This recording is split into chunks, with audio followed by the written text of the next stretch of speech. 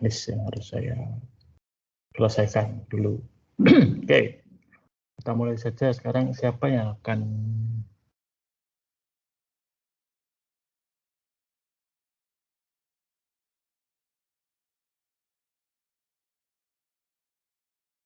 Pak Samyaji dan teman-teman. Ya. Berdasarkan Kamu ada yang bisa ditampilkan nggak, Tristan? Sebentar ya, Pak. Oke. Jadi supaya enak diskusinya kan bisa melihat sesuatu gitu.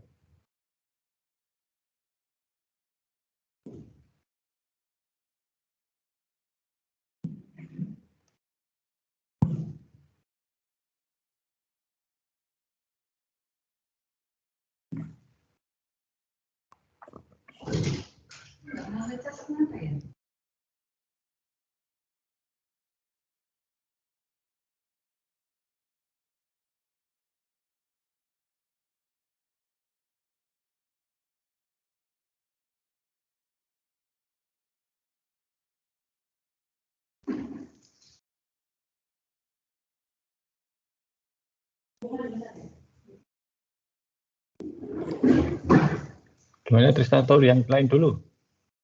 Iya Pak, ada. Oke. Jadi kurang lebih seperti ini Pak. Oke. Berdasarkan masalah yang saya temukan pada beberapa hari yang ini lalu. Pencatatan pemasukan dan pengeluaran apa ini? Toko Grasias Pak. Jadi ya maksudnya yang masuk dan keluar itu apa? Maksud toko Grasiasnya masuk dan keluar kan enggak loh? Sistem penjualannya, sistem pencatatan akuntansinya itu masih secara manual di toko Grasias. Yang masuk dan keluar itu apa? Barang, kas, tenaga kerja, kas Pak. Atau, oh lah kan harus jelas. Ya. Jadi terus. Toko Grasias ini memiliki pencatatan akuntansi yang masih manual. Nah, berdasarkan percakapan saya dengan owner tersebut yang kebetulan adalah kenalan saya juga, itu menginginkan sistem pencatatan akuntansi yang lebih terkomputerisasi atau supaya bisa menghasilkan laporan keuangan yang akurat, Pak. Jadi untuk memajukan perusahaannya, karena sementara ini Toko Grasias sendiri baru memiliki 2 cabang. Nah, cabang tersebut hanya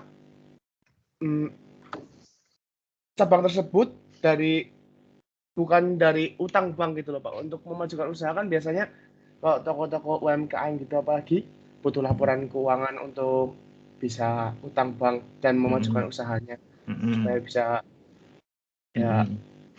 membuka cabang begitu Pak. Jadi masih pakai modal pribadi untuk pembukaan cabang sendiri. Owner menginginkan agar bisa mengambil keputusan bisnis secara efisien dan efektif, gitu Pak. Oke. Nah sekarang gini loh, manual itu ya nggak masalah kok sebetulnya. Tidak. Nah sekarang masalahnya dengan manual apa? Dan kamu itu pengen sistem akuntansi secara keseluruhan atau hanya terfokus pada pengeluaran dan pemasukan kas? Sistem akuntansi laporan keuangan Pak. Jadi nanti outputnya saya akan menghasilkan laporan keuangan yang sudah tersistematisasi. Ya, nah kalau sekarang menggunakan laporan keuangan itu nanti apakah tidak terlalu besar skop yang harus kamu cover? Karena kan ini perusahaan dagang ya, berarti kan kamu harus mengcover siklus penjualan. Siklus pendapatan, harus mengcover siklus pengeluaran, harus mengcover siklus penggajian. Itu 3 siklus itu sudah lumayan besar loh. Bahkan untuk UKM sekalipun yang harus di cover cukup besar. Saya kalau si pemilik tokonya itu pengen memajukan, silahkan, monggo. Tetapi kalau mengcover secara keseluruhan untuk sebuah penelitian, saya tidak rekomendasikan karena itu nanti menjadi pekerjaan besar. Bahkan untuk jadi kamu harus fokus.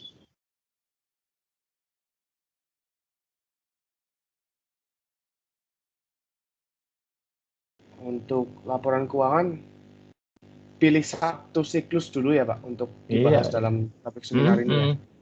Dan tidak, ya dalam skripsi pun saya kok tidak yakin ini bisa semua, karena itu pekerjaan besar loh. Begitu banyak Misalkan proses yang harus di cover gitu loh. Bisa, saya kira bisa, tetapi nanti saya ragu-ragu kamu bisa selesai 1 semester. Kalau itu skripsi. Ya. No. kalau siklus persediaan gitu bisa ya Pak? Siklus persediaan itu memang ada. Tapi beda. Memang ada siklus. Pertanyaan saya siklus persediaan itu memang ada. Iya. Adanya kan ada, Bo. Coba tunjukkan. Oh, nggak ada, Pak. Nggak ada. Nah, oke. Sekarang gini, itu satu ya. Berikutnya, permasalahannya apa dengan yang ada sekarang ini, dengan manual itu? Manual itu bukan dosa loh ya.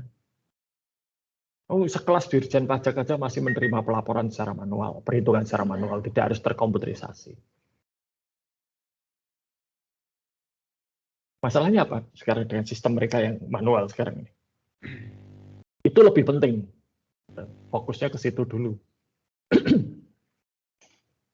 Oke, baik Pak.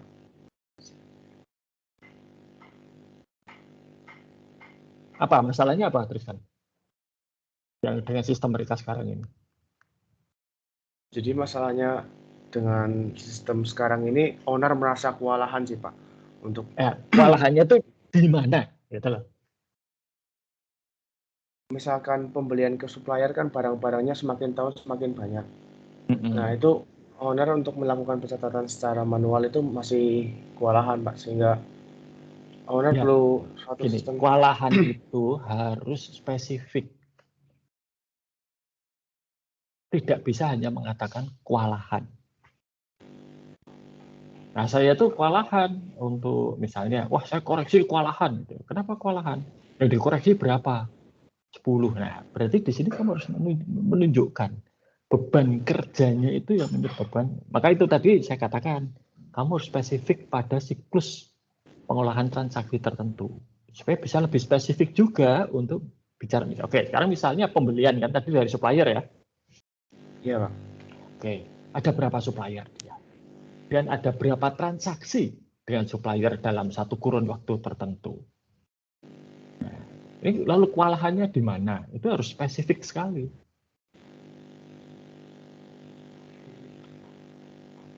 Tuh. Mungkin nanti saya akan menanyakan lebih lanjut kepada owner toko ya, Pak. Oke, lalu ini saya lihat. Ini permasalahan tersebut bukan malah alasan utama lah. Permasalahannya apa? Nggak ada. Belum ada permasalahan. Ya, ya. Lalu ini loh, kok tersistemisasi ini apakah ini bahasa Indonesia yang baik dan benar nih?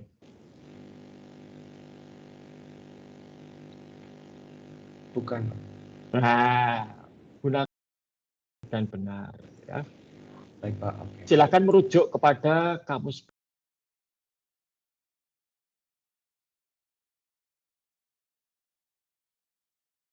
Semua ya, tolong di-mute dulu, Tristan. Oke. Jadi kalau kalian itu menulis karya ilmiah, itu harus menggunakan bahasa Indonesia yang formal, ya, yang resmi. Ya.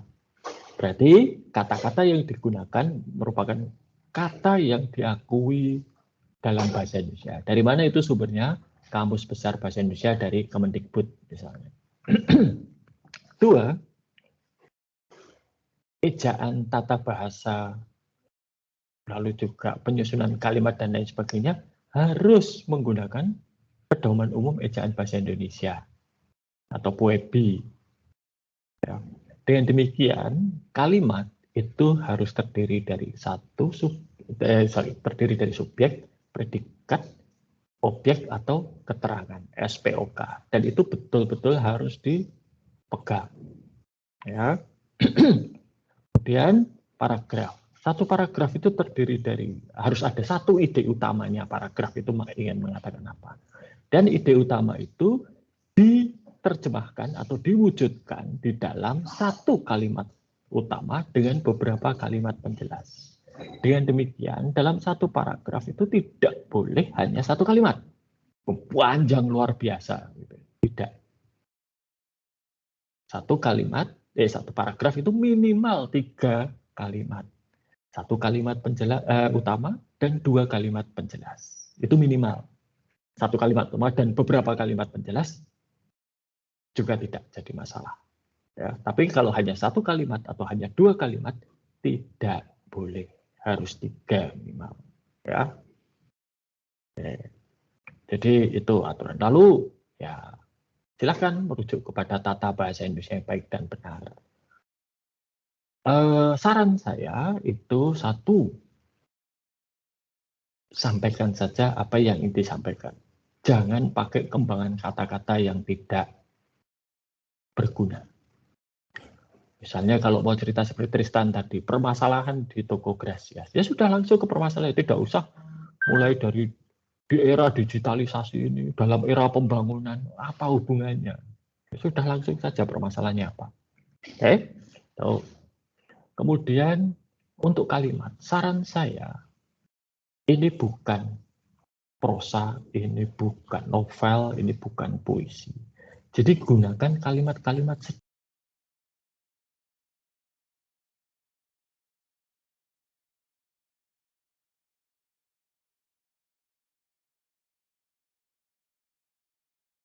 jangan gunakan kalimat majemuk. Ya, sebisa mungkin kalian gunakan kalimat-kalimat sederhana.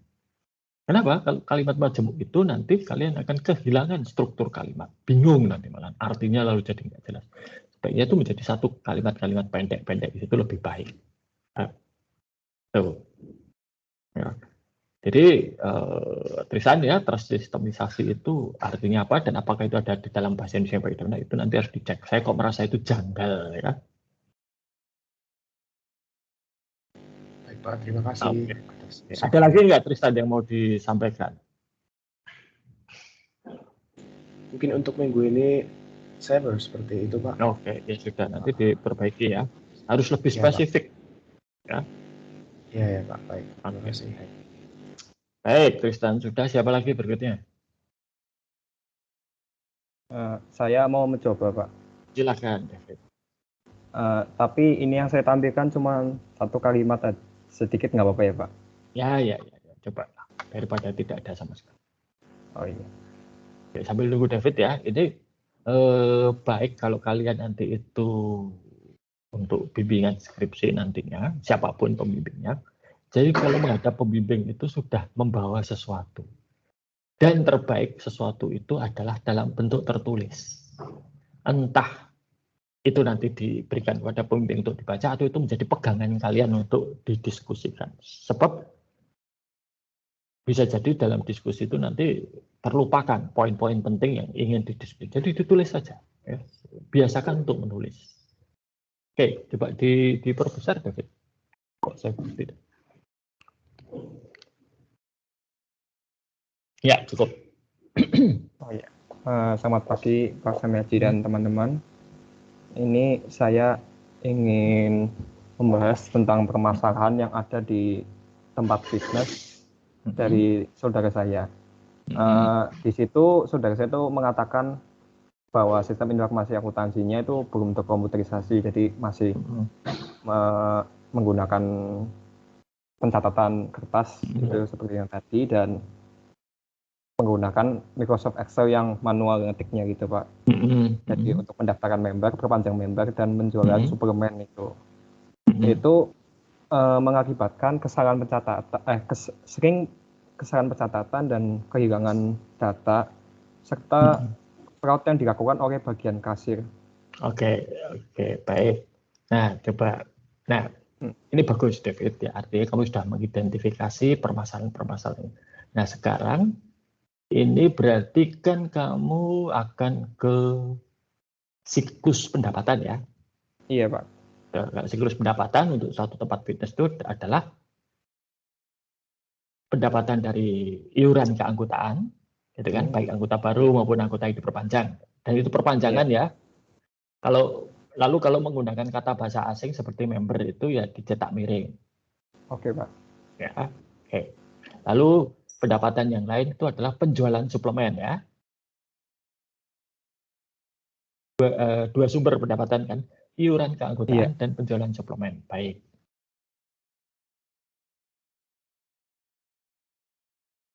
Microsoft Excel itu sebetulnya satu alat yang sangat kuat ya. Bahkan dulu saya kalau ngajar akuntansi pengantar itu alat yang saya pakai adalah Microsoft Excel. Jadi dari jurnal itu dibuat makronya langsung dari transaksi ada template jurnal dimasukkan, nanti jurnal itu langsung ke buku besar. Buku besar langsung ke neraca saldo dan nanti jadi laporan keuangan. Itu ada template, bisa dibuat otomatis sebetulnya. Oke. Nah, sekarang yang perlu kamu gali lebih jauh, David, nanti itu adalah kesalahan pencatatannya itu apa? Salah nama member mungkin? Ya. Atau yang lain. Kalau salah nama member kan tidak fatal sebetulnya. Ya. Kemudian kehilangan data, ini kehilangan data apa? Harus spesifik. Apa Iya, ini kehilangan data apa? jadi itu seperti nota gitu Pak. Kalau yang ditulis Oke. pakai tangan itu Oke. katanya itu sering hilang kalau dari penjualan suplemen dan lain-lain. Notanya itu rangkap 1, rangkap 2, berapa rangkap? Hanya 1 atau rangkap 2 atau berapa? Biasanya sih 2 ya Pak, yang dikasih ke membernya sama yang disimpan gitu. Oke. Ya, yang disimpan tuh hilang biasanya. Oke. Baik. Lalu fraud. Nah, fraud ini yakin ada fraud? Yakin Pak, itu udah memang sampai 2 kasir yang katanya sudah dipecat sih. Oke, baik. Bagus. Karena begini, ya. Kalau ada kesalahan, kelalaian, kehilangan itu masih wajar, ya. Artinya ya biasa, barang hilang, data hilang itu bisa terjadi tanpa adanya niatan jahat. Ya, betul ya. Salah data itu bisa terjadi karena memang murni kesalahan. Bukan ada niatan untuk berbuat salah. Tetapi kalau fraud itu sudah kejahatan. Sudah kriminal. Dan hukumannya memang harus dipecat. Minimal itu. Kalau perlu misalnya angkanya cukup besar ya lapor polisi, diperkarakan secara pidana. Hanya kalau sudah ada fraud, itu harus ada bukti yang kuat bahwa memang terjadi fraud. Ya. Maka tadi saya tanya David, dan kamu menjawab, ya sudah Pak, sudah terbukti ada 2 kasir yang dipecat. Oke, bagus. Itu bukti bahwa memang terjadi fraud, ya, dan itu memang sudah layak terjadi. Namun sering sekali dalam beberapa kasus saya menjumpai, ini Pak, terjadi kehilangan kas misalnya. Oke, kehilangan kasnya itu berapa? Oh, baru potensi, ada kemungkinan. Nah, atau kasnya hilang tapi pemilik itu nggak bisa menjelaskan, lalu menduga, wah ini jangan-jangan dicuri gitu ya. Nah, itu juga tidak baik. Ya, jadi kalau kita sudah mengeluarkan atau menggunakan kata-kata fraud, kejahatan, pencurian dan lain sebagainya, itu harus ada bukti yang kuat. Ya, sebab kalau tidak bisa dikatakan fraud. Ya, tapi David tadi saya sebutkan dulu bagus. Nah, sekarang yang perlu diperhatikan adalah prosesnya bagaimana toh kalau pendaftaran maupun perpanjangan member dan pembayaran iuran keanggotaan itu prosesnya bagaimana. Kemudian penjualan suplemen prosesnya bagaimana. Ya. Dan yang lebih lagi kesalahannya itu di mana saja, David? Kesalahan pencatatan ini kesalahan pencatatan apa? Kalau untuk kesalahan pencatatan itu seperti start awal pendaftaran member gitu Pak, dari pencatatan tanggal, pencatatan terkadang pencatatan nama gitu juga Pak. Oke. Nah, ini harus dicari ya, itu adalah seberapa sering terjadi kesalahan ini. Karena pakai komputer pun yang namanya kalau nama dan itu kan tetap harus di entry ya, diketik ya. Salah ya bisa gitu. Lalu kehilangan data ini terjadi berapa kali no time? Lalu dampaknya itu apa? Itu loh. Nangkap maksud saya, David? Nangkep sih, Pak. Ya. Ini bukan apa-apa. Ini untuk nanti menjadi justifikasi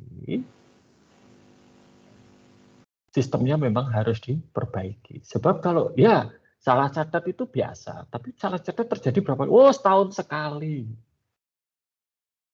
Dampaknya apa? Oh, nggak ada dampak finansial, hanya pelanggan atau membernya marah-marah gitu misalnya. Ya, tidak ada kerugian finansial di situ. Kehilangan data, wah notanya hilang. Oke, nota hilang.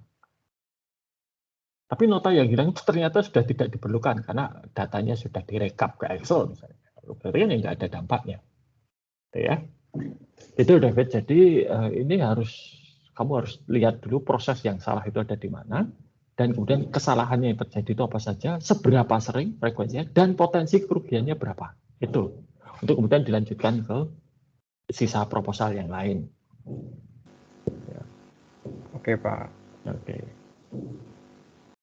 Dan ini saya agak khawatir nih, David, kamu hanya satu paragraf, hanya satu kalimat seperti ini, padahal kita hanya 2 kali bimbingan ya. Jadi nanti kamu harus kerja keras supaya minggu depan sudah ada bentuknya ini. Oh iya, oke, Pak. Ya, tuh. Ya. Berikutnya siapa? Saya Pak. Oke, silakan.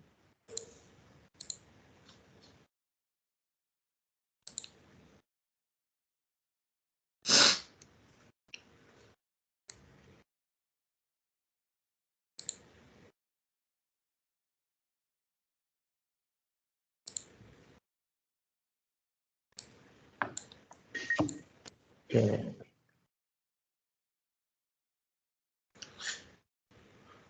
Judul penelitiannya saya kemarin kan berdasarkan permasalahan yang tentang kecurangan itu ya, Pak. Jadi saya menentukan dulu judulnya itu sistem informasi akuntansi, kecanggihan teknologi, dan kinerja individu karyawan terhadap efektivitas sistem informasi akuntansinya. Oke. Jadi variabel Stop dulu. Memang ada masalah pada SIA-nya PT Indomarko, Salomo? Karena kecurangan yang terjadi itu saat melakukan transaksi penjualan. Oke. Kecurangannya itu, kamu kan, tapi kecurangan itu kan selalu bisa terjadi meskipun sistemnya tidak bermasalah. Kecurangannya itu bagaimana caranya? Kecurangannya karena ada celah. Ya, celahnya di mana? Celahnya itu sebenarnya prosedurnya itu kurang satu dalam siklus penjualannya, yaitu prosedur konfirmasi terhadap customer. Maksudnya gimana? Jadi ketika melakukan apakah dana itu mau disumbangkan, didonasikan. Oh, donasi.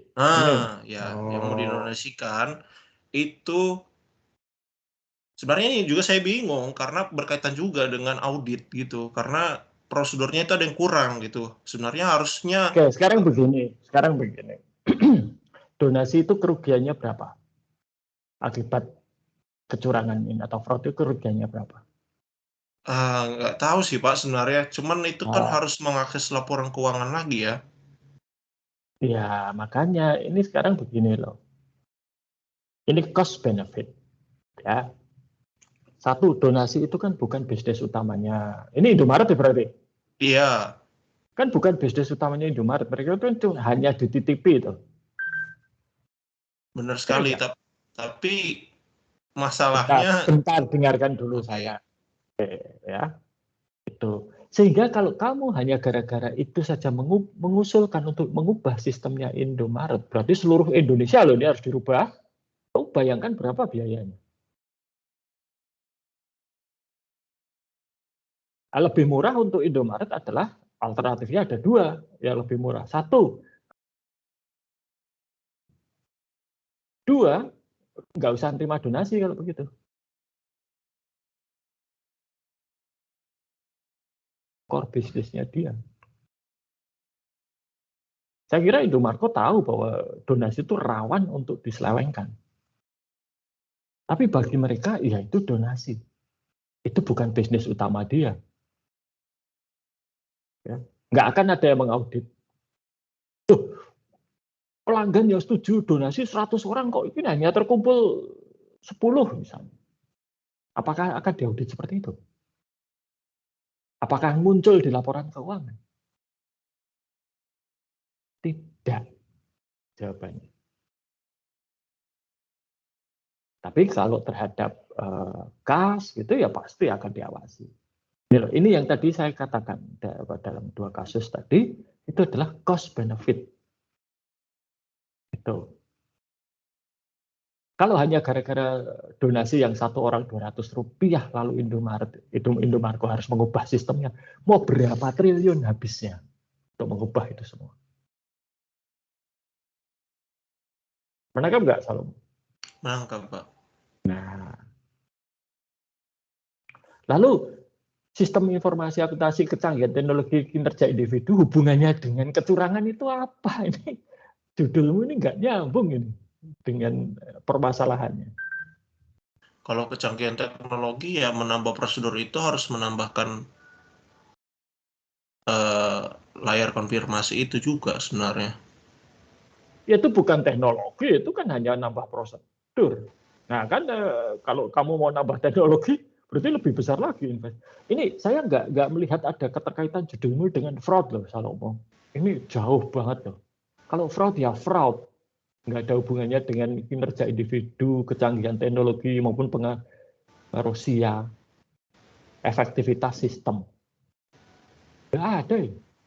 Dan saya yakin kalau diaudit pun Indomarko ini bagus. Selama ini diaudit bagus toh? Bagus. Wajar tanpa pengecualian kan? Wajar. BTP. Artinya apa? Fraud yang terjadi pada donasi. Artinya apa? Kalau dia wajar tanpa pengecualian. Artinya apa, Salom? Ya, sudah benar berarti nggak ada masalah. Secara material tidak ada yang bermasalah kan? Ya. Ya enggak. Berarti donasi itu dianggap tidak material. Maka tidak perlu melakukan perubahan. Nah, tuh, kamu tahu nggak? Zaman sebelum menggunakan kartu tol elektronik itu, ya, dari satu pintu tol saja itu kalau diaudit oleh Deloitte apa ya? Saya lupa. Pokoknya salah satu Big Four itu mengaudit jasa marga. Satu pintu tol itu selisih kas 100 juta saja diabaikan karena tidak material. Apakah fraudnya di Indomarko ini sampai 100 juta? Belum tahu. Saya tidak yakin. Ya. Nah, berarti tidak material. Atau tidak material ngapain diurusi?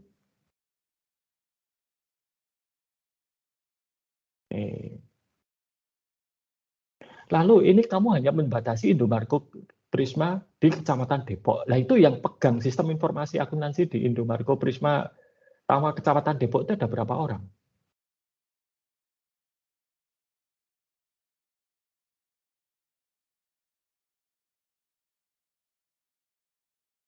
Populasi dan sampel.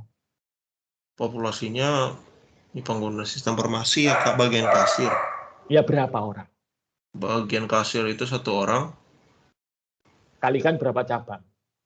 Cabangnya sekitar 20-an, 30. Yang benar berapa? 20 atau 30?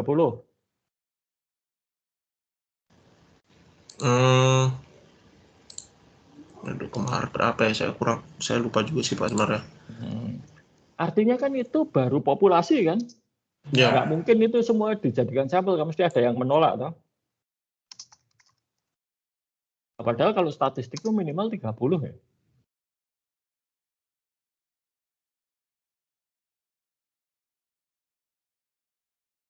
Gimana dong? Bisa nggak itu?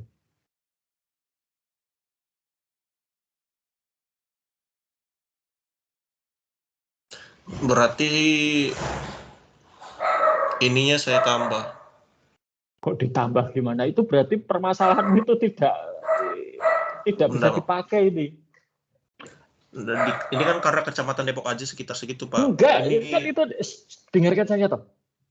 Tadi itu kan saya sudah mengatakan ini nggak bisa, kamu tuh permasalahannya ada fraud yang tidak material kok, lalu efektivitas sistem. Ya udah nggak nyambung. Ya, kamu harus menemukan masalah lain, karena itu bukan masalah itu.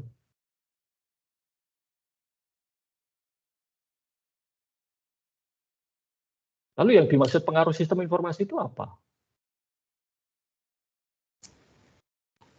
Ini pengaruh, iya, enggak. Yang dimaksud pengaruh sistem informasi akuntansi itu apa? Belum sampai pada pengukuran, ini kita baru pada definisi dulu. Oh iya. Pengaruh sistem informasi akuntansi itu apa?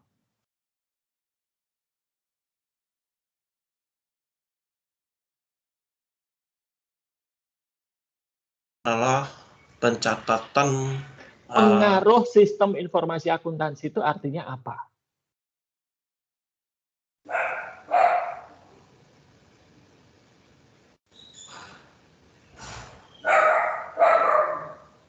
Apa, Salomo? Pengaruh sistem informasi akuntansi itu artinya apa?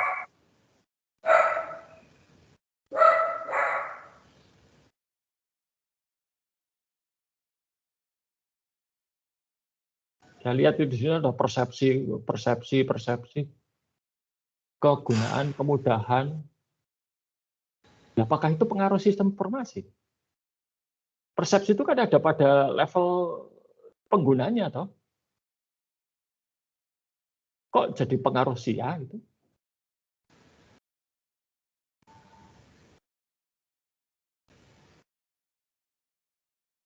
Itu pengukuran dimensinya, Pak. Nah, iya. Makanya kan definisinya apa dulu? Oh, kamu tuh ngukurnya aja udah keliru gitu kok. Saya melihatnya itu berdasarkan ini sih, peneliti terdahulu. Nah, ini dia yang saya tunggu-tunggu. Kamu salah, ini yang dari kemarin saya ngomong.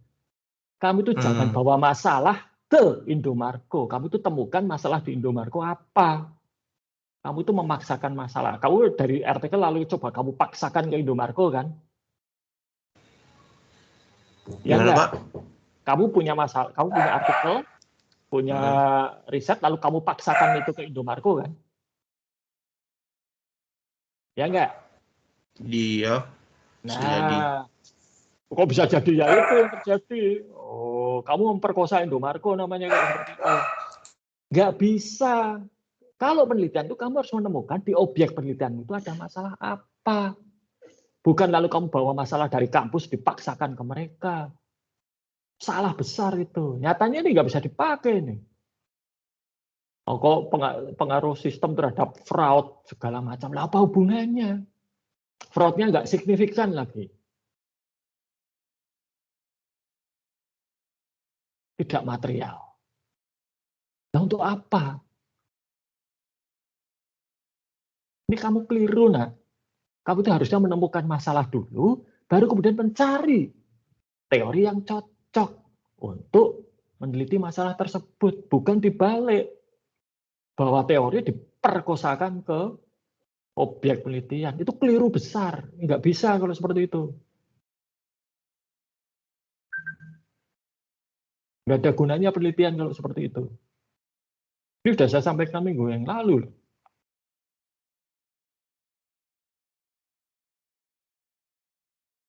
Ya? Kalau mau? Baik, Pak. Tapi gimana ya? Dalam yang gimana harus menemukan masalah dulu. Temukan masalah, lalu cari teori yang tepat untuk meneliti permasalahan tersebut. Kalau kalau teorinya tentang evaluasi siklus penjualan, Nah, kenapa harus dievaluasi? Konfirmasi. Dia kan sudah diaudit setiap tahun, toh, dan hasilnya wajar tanpa pengecualian, kan? Iya, betul. Nah, ya sudah, apa masalahnya? Baik, Pak. Ya, toh? Jadi temukan masalah, jangan mencari-cari masalah. Oke, ini yang saya bicarakan dengan Pak Putu, Pak Toto, Bu Anas, Pak Nuritomo ya. Ini kesalahan-kesalahan fatal yang sering terjadi pada mahasiswa skripsi. Memaksakan kehendak pada objek penelitian. Padahal di objek penelitian itu nggak ada masalah. Gitu. Tapi dipaksakan dalam teori. Dunia universitas itu dianggap sebagai menara gading. Ya. Tidak peduli pada apa yang terjadi di masyarakat. Padahal bukan itu peduli, hanya saja mahasiswa-mahasiswanya sering bawa persepsi sendiri, sering bawa kacamata sendiri dan dipaksakan kepada masyarakat. Padahal seharusnya adalah menemukan masalah di dalam masyarakat, diangkat untuk diteliti. Ya belum tentu ketemu solusinya juga karena bisa jadi penelitiannya baru sampai pada tahap mengetahui sebenarnya masalahnya apa, itu bisa jadi seperti itu. Nah, tetapi ya jangan memaksakan teori ke objek penelitian. Gitu ya. Oke, siapa berikutnya setelah Salomo?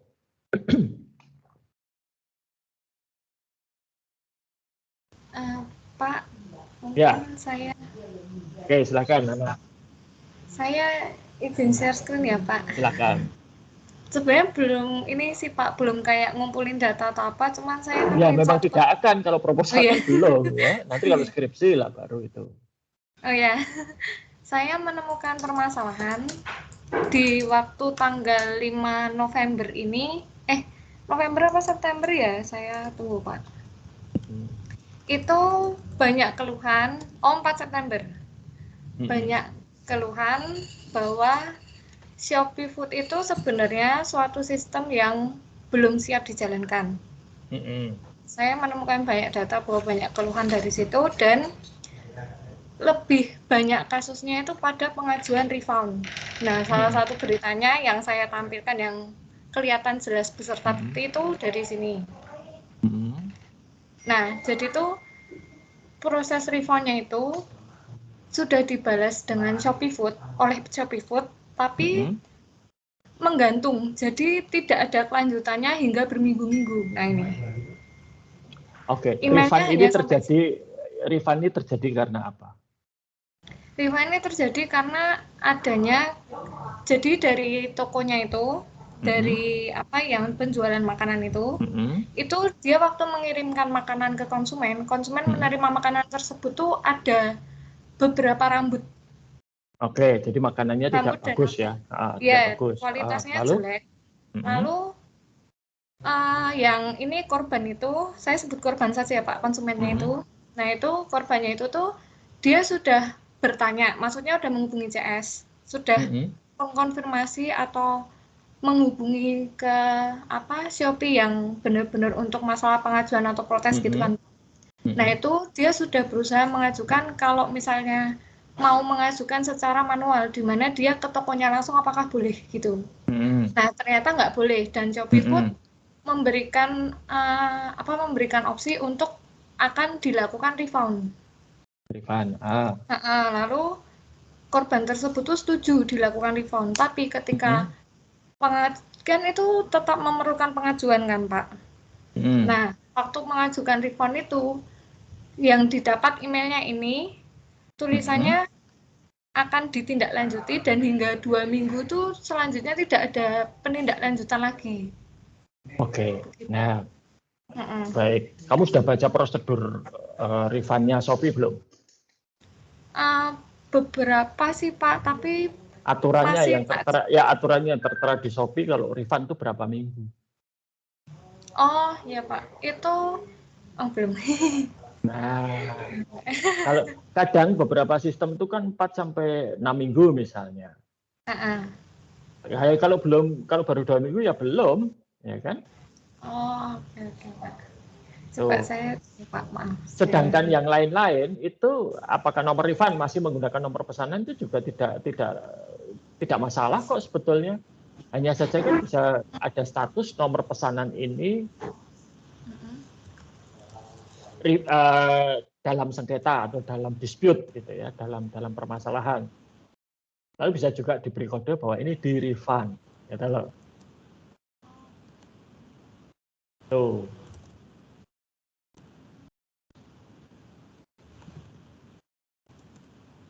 Jadi saya kok belum melihat ini sebagai satu masalah ya, Nana ya. Oh, oke. Kali ini berapa kali terjadi, Rifan, seperti ini? Yang saya temukan sih 2 kali, Pak. 2 kali. Dari berapa transaksi Shopee Food se-Indonesia? Banyak sih, Pak. Nah, artinya kan ya namanya sistem itu kan tidak bisa 100% sempurna. Ya. Tapi berarti kita kan harus melihat secara konteks. Oke, satu, konteksnya adalah ini jumlahnya tidak banyak. Artinya kalau hanya gara-gara 2 ini saja kamu usul sistemnya Shopee harus dibongkar, berarti kan habis berapa triliun gitu loh. 2, penyelesaiannya pun kan belum benar-benar selesai sebetulnya, masih dalam proses. Hanya memang prosesnya mungkin lama. Ya kita boleh berargumen prosesnya lama dan lain sebagainya, tetapi proses penyelesaian sengketa atau sanggah istilahnya ya dalam bahasa Indonesia untuk kasus-kasus seperti ini itu harus hati-hati. Kenapa? Karena Shopee nanti harus konfirmasi ke si penjual toh, apa benar penjual seperti ini, ditunjukkan bukti-buktinya. Kalau penjual ternyata tidak setuju kan berarti harus ada langkah berikutnya kan, ya enggak? Ini karena masalah makanan itu masalah reputasi ya nanti, dan Shopee itu harus hati-hati betul untuk tidak melakukan tindakan-tindakan yang bisa merugikan mereka di masa depan. Kalau ternyata mereka gegabah menuduh, nanti si penjualnya bisa menuntut mereka dengan dasar undang-undang ITE. Gitu loh. Nah, jadi proses yang lama itu sebetulnya bisa dimaklumi. Apalagi ini terkait dengan sanggah. Coba kamu lihat deh di Shopee itu untuk proses sengketa sanggah komplain seperti ini itu berapa lama prosesnya biasanya untuk refund. Lalu kamu bandingkan dengan layanan-layanan sejenis, GoFood misalnya atau GrabFood gitu. Nah, saya kok menduga ini bukan masalah, ini hanya pengecualian, dan kalau pengecualian itu bukan sistem gitu loh. Ini harus coba dicari lebih lanjut. Oh, baik, Pak. Udah ya? Ya, Pak. Oke, sama-sama. Berarti ini tinggal siapa nih yang belum? Yobel dengan Esa ya. Oke, siapa dulu? Saya aja dulu, Pak. Oke, Esa silakan. Saya izin share screen ya, Pak. Masih dengan masalah yang kemarin mengenai Mirota. Bentar. Mana nih? Kok nggak mau muncul?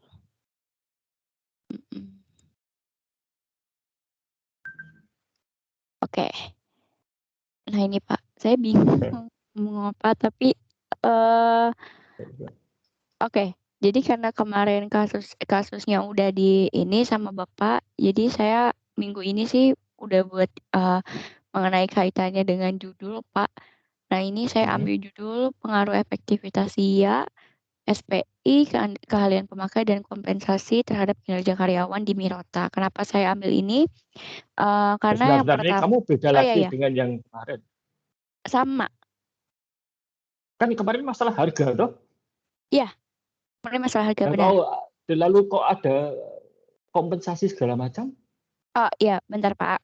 Saya coba jelaskan dulu ya Pak. Oke. Untuk yang kemarin kan setelah saya tanya-tanya, saya juga ada beberapa kali wawancara dengan yang distributor yang di sana.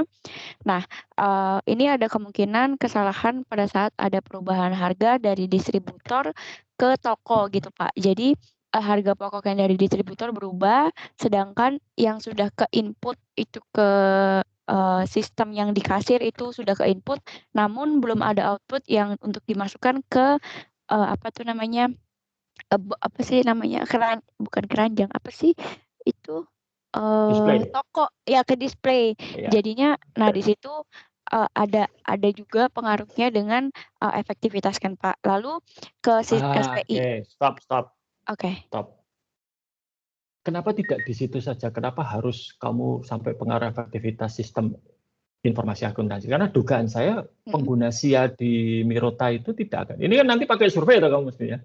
Iya, benar. Orang akuntansi Mirota itu berapa? Kalau disurvei apa bisa secara statistik. Kalau kamu sudah menemukan satu masalah yang bagus, kenapa kamu tidak fokus ke situ saja? Berarti di dalam sistemnya Mirta sekarang untuk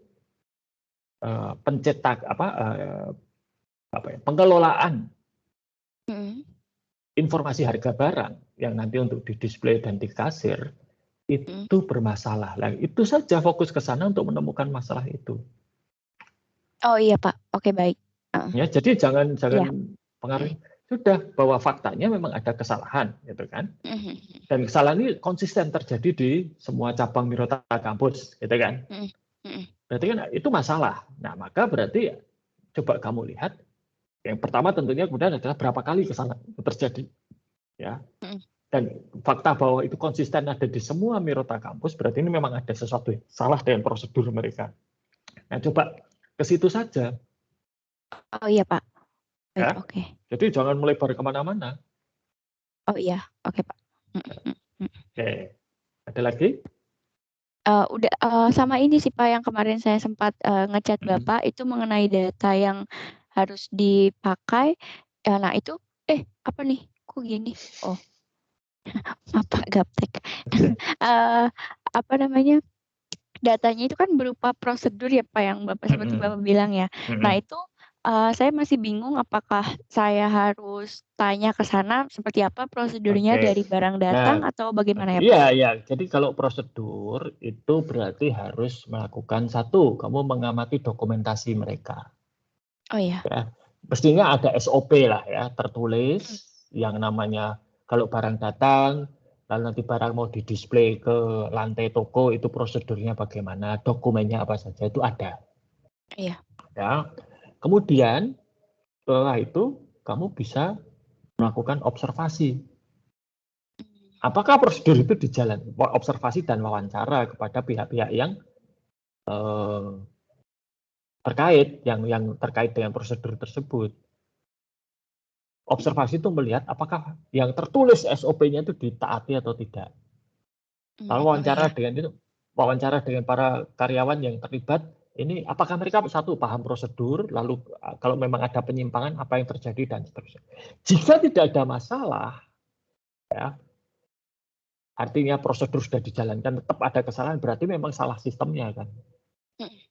Tapi kalau ternyata yang salah itu adalah manusianya, berarti harus ada tindakan yang berbeda. Entah trainingnya harus diperbaiki atau apa itu. Tapi saya juga nggak tahu kan, belum ada data itu. Jadi nanti kalau akan melakukan analisis sistem seperti itu ya harus lihat dokumentasi, wawancara dengan para pihak yang terlibat, dan observasi. Gitu. Iya. Oke, baik Pak. Oke. Gitu? Ya. Iya. Ada lagi? Oh iya Pak, sama ini saya kan kemarin kan Bapak bilang ada ini masalah ya untuk kedepannya apakah ini bisa dilanjutkan atau tidak gitu kan.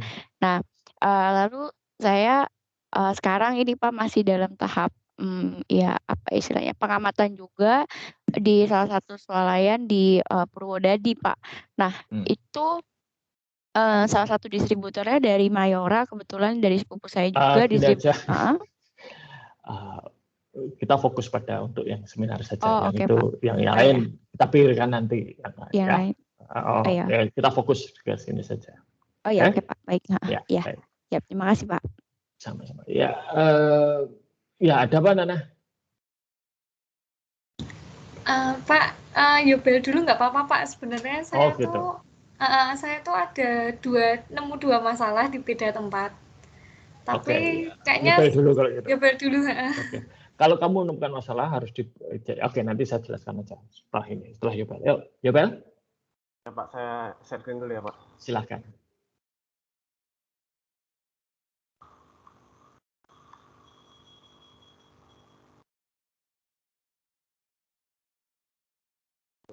Sudah nampak ya Pak? Ya. Jadi Pak, saya menemukan permasalahan pada PD BPR Bank Jogja.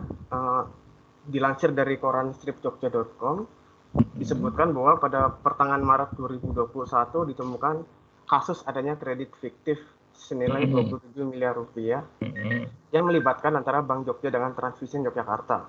di mana kasus tersebut sampai saat ini masih dalam proses pengadilan. Selain itu disebutkan pula bahwa terdapat modus pemalsuan identitas dalam dugaan aliran kredit fiktif ini. Di mana menurut saya ini mengindikasikan bahwa terdapat pencatatan nama debitur pada sistem yang pada faktanya tidak ada orangnya.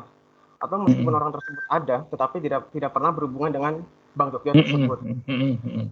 Nah, apabila mengacu pada pengajuan kredit resmi, maka suatu bank tidak akan mau mengucurkan dana tanpa akurasi yang tepat. Yang mana hal tersebut menurut peneliti atau saya merupakan suatu penyalahgunaan terhadap sistem informasi akuntansi yang sudah diterapkan atau dimanfaatkan oleh bank tersebut.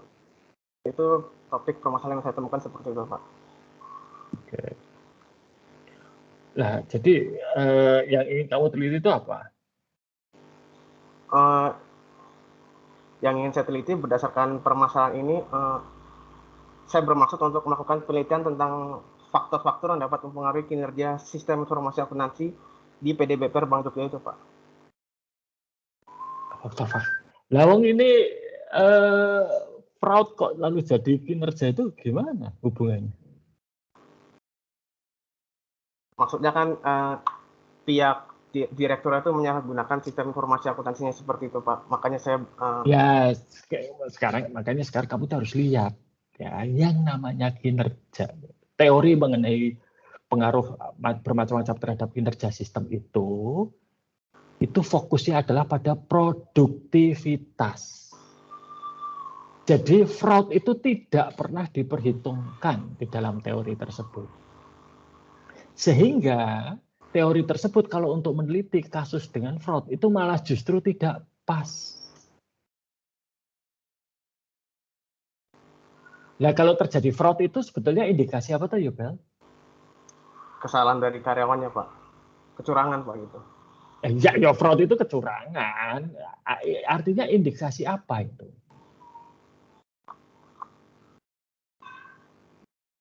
Indikasi bahwa ada masalah pada pengendalian internal. Betul tidak? Oh iya benar, Pak.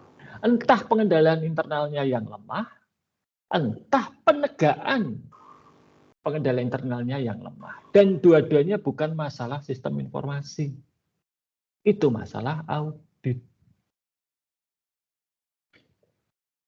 Menangkap? Iya, Pak. Bisa, Pak. Nah, saya duga kemarin itu kamu akan melihat adanya celah keamanan pada sistem yang dipakai, yang dieksploitasi. Ternyata bukan. Ini kelihatannya kalau dari ceritamu yang lengkap ini, mereka itu ada masalah pada penegaan pengendalian internal. Kalau pengendalian internal ini saya yakin mereka sudah bank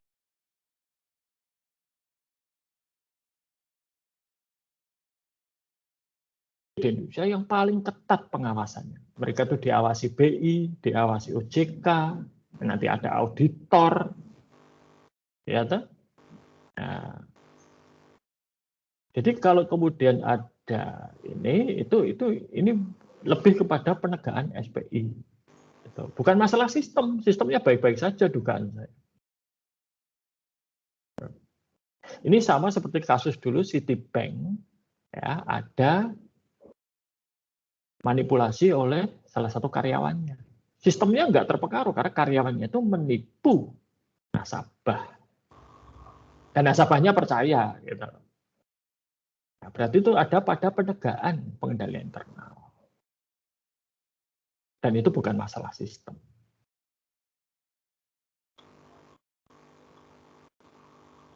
Menangkap? Bisa, Pak. Bisa. Nah, berarti di sini kemudian ya nggak bisa dipakai ini kalau itu yang akan kamu ajukan. Baik, Pak. Berarti harus mencari permasalahan baru lagi. Ya terserah mau pakai ini juga boleh, tapi sudut pandangnya tidak bisa dari itu. Kalau mengenai keamanan sistem itu bisa berarti, Pak. Soalnya kan saya sendiri belum. Sianya mana? Sianya apa? Saya belum. Sudut sianya apa? Nah ya itu. Sekarang kan sekarang keamanan itu lalu unsur akuntansinya apa?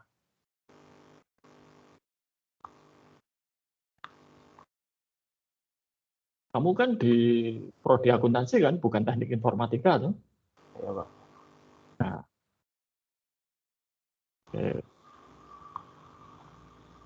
Ada lagi? Saya baru ini aja sih, Pak. Oke, ya sudah diperbaiki. Baik, Nana tadi gimana?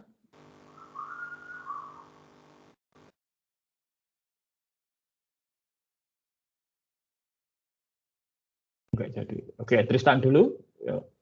Pak, saya ingin bertanya lagi. Ya. Kalau misalkan saya mengangkat kasus adanya selisih dalam penjualan, nggak cuma sehari, tapi selisih apa? hari, selisih penjualan, Pak. Jadi selisih antara penjualan itu barang, maksudnya gimana? Di atas stok barang dengan uang yang dihasilkan pada saat itu. Jadi selisihnya dilakukan. Ya, kalau sekarang begini, barang dengan selisih barang dengan uang. Kamu membandingkan dua hal yang berbeda loh. Nah, uang kamu bandingkan dengan barang itu lalu gimana maksudnya? Dengan barang yang ada maksudnya, Pak. Maksudnya penjualan. Lah ya uangnya itu 1 juta, barangnya 100 unit. Bandingkannya gimana kalau?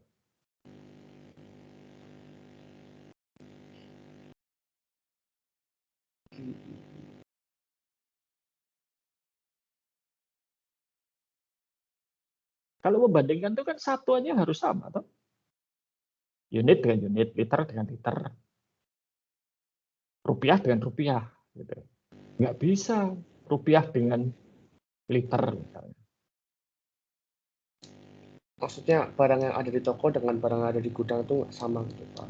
Jadinya, ya jelas beda toh ya, barang di toko dengan di gudang ya jelas beda.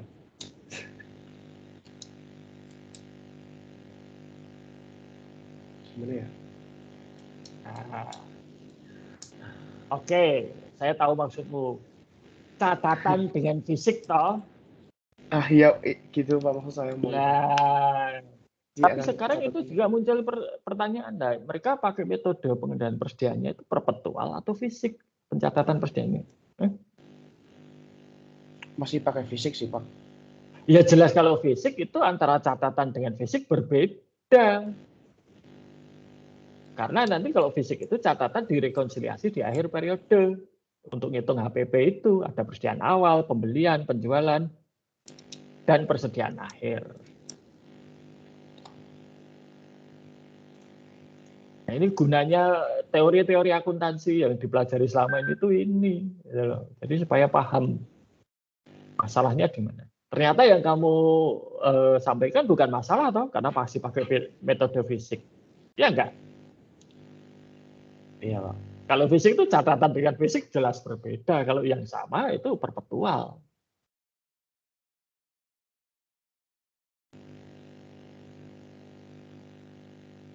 Nah, maka tadi saya tanya yang dimaksud selisih itu apa? Baik. Ya. Nana gimana? Jadi enggak? Pak, jadi. Ya. Maaf ya, tadi nge-lag Pak laptop saya. Ya, nggak apa-apa. Gimana? Ini saya tuh sebenarnya kan saya ada orang dalam yang yang saya sempat bahas kemarin di Sanggar Tari Natya Laksita yang tempat di Toko. Nah itu kan saya sempat tanya permasalahannya di sana. Saya menemukan Pak bahwa saya salah mendapatkan informasi. Nah sana tuh sudah menggunakan sistem. Tapi dalam sistem tersebut itu karyawannya ekonomi sendiri yang bilang ya Pak. Itu ada kendala di mana kadang kan kayak ada beberapa bonus, misalnya bonus gaji atau bonus apa untuk karyawan gitu kan Pak. Nah itu tuh tidak tertera atau tidak ada catatannya gitu loh Pak. Jadi kayak aku nyebutnya omnya aja gitu ya Pak ya. Jadi omnya yang punya itu tuh kalau mau ngasih bonus ke karyawan itu ngasih tanpa sepengetahuan atau tanpa ada recordnya gitu loh Pak. Nah, jadi kayak. Nah masalahnya apa dengan itu? Masalahnya jadi maksudnya tuh masalahnya ketika dilakukan pembukuan atau di sistem informasi yang harusnya misalnya kasnya segini, pengeluarannya segini, pemasukan segini, itu berbeda dengan uang yang ada gitu Pak. Oke, ya. Tapi kan itu berarti bisa dijelaskan dengan mudah dengan tanya memang pemilik tadi atau om istilahmu itu memberikan bonus. Itu kan gampang itu. Bukan masalah. Itu pertama ya. Kedua, yang lebih fundamental lagi adalah apakah ada aturan mengenai gaji dan bonus. Oke. Kalau tidak ada, ya itulah yaitu ciri khas dari ini mesti institusi keluarga gitu kan, milik pribadi. Ya tidak bisa disalahkan kalau kemudian gajinya memang tidak tertulis termasuk bonusnya. Karena nggak ada aturannya kok. Nah, apakah akan dibuat aturan? Nah, itu tergantung kepada kebijakan pemilik. Kadang gini loh, untuk sanggar, ya sanggar itu bisa dikatakan usaha mikro ya, kecil loh itu. Ya. Nah, itu memang kita tidak bisa menerapkan aturan, kebijakan, prosedur yang sama seperti perusahaan yang sudah mapan dan besar. Jadi prosedurnya harus begini, harus ada itu tidak bisa. Karena apa? Ya, satu, keterbatasan sumber daya. Dua, itu memang ciri khas dari beliau yaitu fleksibilitas. Ya. Kelemahannya adalah nanti itu catatannya biasanya kacau. Yang bisa dilakukan adalah ya sudah, itu kalau memang ada pengeluaran-pengeluaran ekstra, ya tinggal dicatat toh yang pengeluaran selisihnya itu berapa, kemudian dicari ini pengeluaran ekstranya itu dari mana. Tinggal tanya pemilik, selesai toh. Kalau dia mengetahui itu bonus, tapi bonusnya nggak diri. Saya ngasih bonus 3 orang karyawan misalnya, ya sudah ditulis saja selisih itu terjadilah bonus 3 karyawan. Caranya seperti itu. Pada prakteknya ya kita nggak mungkin saklek lah istilahnya, tidak mungkin ketat-ketat banget untuk usaha mikro. Ya, apalagi sanggar ya masih berupaya itu kan sebetulnya usaha pribadi ya. Ya terserah si pemilik sih mau diapakan. Ya. Dia bayar pajak nggak itu di sanggarnya itu? Bayar Pak, ada pajaknya. Ada pajaknya. Pajaknya dengan pembukuan sederhana toh? Iya, sepertinya. Nah, ya sudah, artinya akurasi tidak menjadi tujuan di situ. Ya. Dan kalau mau akurat, saya duga biayanya akan jauh lebih besar daripada yang selama ini, yang sanggup ditanggung oleh sanggar tersebut. Ya, fokus kalau usaha mikro itu adalah pada keberlangsungan usaha, bukan pada tertib administrasi. Ya. Selama kewajiban administratif mereka seperti perpajakan, penggajian, dan bayar biaya-biaya lain itu sudah dipenuhi, mereka sudah cukup. Mereka tidak perlu yang akurat misalnya. Ya itu baik, itu ideal, tapi prakteknya itu nggak pragmat, tidak mungkin ya dilakukan dengan keterbatasan sumber daya seperti itu. Gitu, Regina. Oke Pak, baik Pak. Oke, saya kira itu dulu hari ini ya. Saya harap minggu depan sudah ada kemajuan yang bisa dilihat ya, karena nanti kalau saya lihat ya ini nanti sepertinya kita tidak bisa presentasi satu pertemuan 2 orang. Ya, saya melihat ini kemungkinan besar tergantung dari hasil minggu depan kita harus nambah sesi untuk diskusi ini 1 kali lagi. Jadi nanti presentasinya per sesi 3 orang. Ya. Oke, tapi nanti kita lihat minggu depan ya. Kalau memang minggu depan masih dibutuhkan ya sudah kita geser saja presentasinya 2 kali, masing-masing 3 orang, dan sesi untuk tanya jawab ini ditambah 1 kali lagi. Gitu ya. Oke.